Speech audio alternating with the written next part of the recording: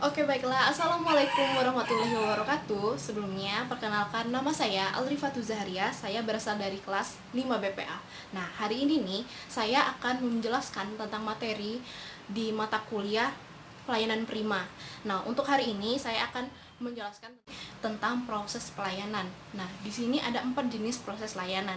Yang pertama itu penyedia layanan, kemudian yang kedua itu adalah penerima layanan tersebut, dan ketiga itu jenis pelayanannya, dan terakhir itu kepuasan konsumen.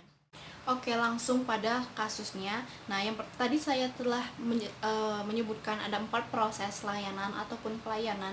Yang pertama tadi kan ada penyedianya, kemudian ada penerima, jenisnya, dan kemudian kepuasan para konsumennya. Nah, untuk yang pertama, pada kasus ini saya akan menyebutkan untuk penyedianya. Di sini saya ambil Villa Gunung Gareng yang terletak pada Kota Pagaralam. Nah, untuk yang kedua itu pada proses tadi, siapa sih penerima layanan ini?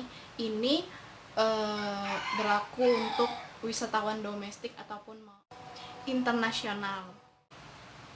Yang ketiga itu jenis layanannya hanya memberikan jasa-jasa saja.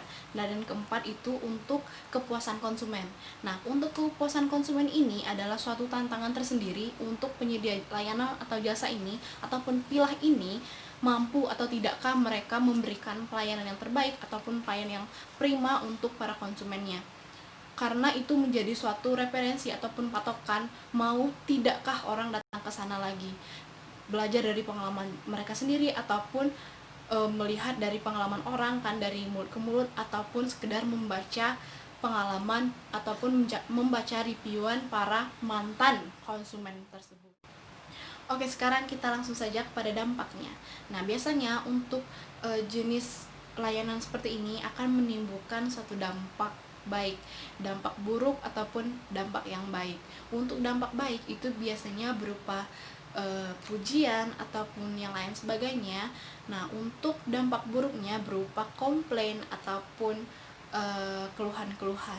Nah, dan saya untuk pada kasus ini saya sudah baca di beberapa web ataupun blog orang, ataupun juga sudah saya baca di beberapa aplikasi.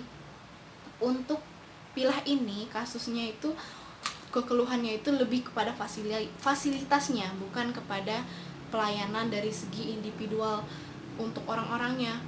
Kalau kan ada juga yang mengatakan, misal kalau yang tidak baik itu di sini nih pelayanannya kurang menyenangkan, orangnya nggak ramah ataupun sombong, ada kan yang seperti itu. Nah, untuk di kasus ini saya belum kebaca masalah-masalah ataupun komplain yang seperti itu, lebih kepada fasilitasnya. Yang pertama itu misalnya pila di sini nih kotor ataupun kurang bersih, banyak debu-debu, dan ada juga yang mengatakan kalau pila ini di kamar mandinya itu ada hewan-hewan nih, seperti itu kan. Nah, ada juga yang mengkomplain ataupun mengklaim tentang air panasnya yang ada di pilah ini. Kenapa? Karena ada yang salah satu dari mereka ataupun ada beberapa yang mengatakan kalau air panasnya itu sangat kepanasan, ada juga yang tidak bisa panas, ada juga yang mengatakan kalau susah diatur temperaturnya.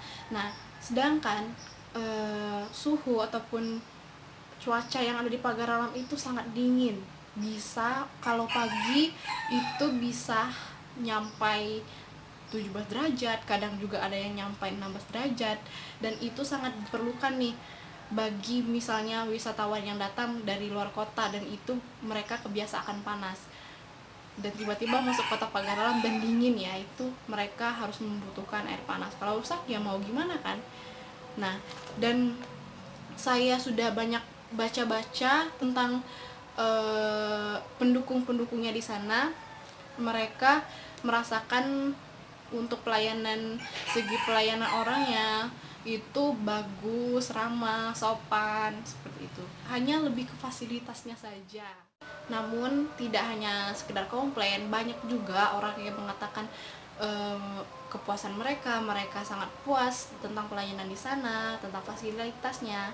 Nah, karena kan standar orang itu berbeda-beda setiap orangnya. Ada yang standarnya seperti ini, ada yang seperti itu tergantung pada diri kita sendiri lagi. Tapi harus dibekali dengan fasilitas yang mendukung juga sih sebenarnya. Nah, itu tadi adalah cara menangani komplain ataupun keluhan secara langsung ketika berhadapan dengan customer ataupun konsumen.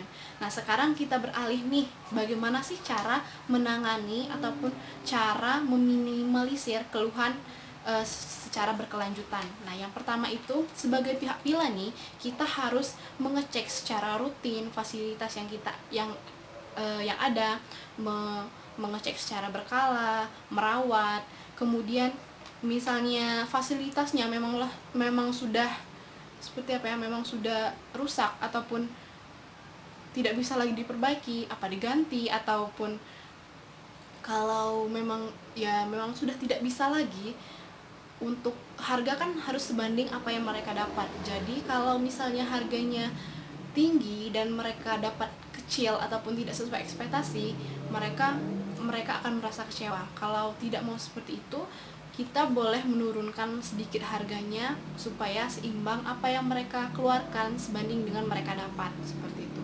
Nah, yang kemudian itu eh, tadi kan banyak mengatakan lebih kepada kebersihan, kotor, banyak debu, seperti itu kan.